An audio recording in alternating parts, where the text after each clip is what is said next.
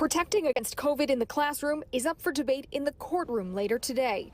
Last week, a Manhattan Supreme Court judge temporarily halted Mayor de Blasio's vaccine mandate for all Department of Education employees. It requires a first dose by September 27th. A ruling on the mandate comes down today. The teachers union is fighting against it, arguing that teachers should get the vaccine but should not be required to do so. Right now, more than 500 New York City classrooms are closed because of COVID just a week into the school year. There have been more than 1,200 positive cases, forcing thousands of students to quarantine. Starting Monday, Mayor de Blasio is implementing new safety protocols for schools. Testing of 10% of unvaccinated students will now happen weekly instead of every other week. Unvaccinated students who are masked and come in contact with a positive student can stay in school.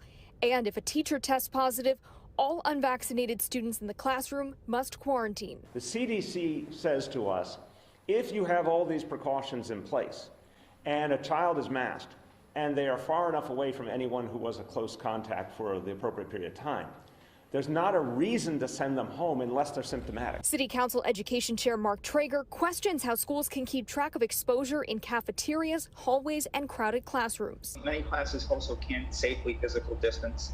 And now teachers and principals are going to have to figure out who was 2 feet close, who was 4 feet close, who was sharing cookies.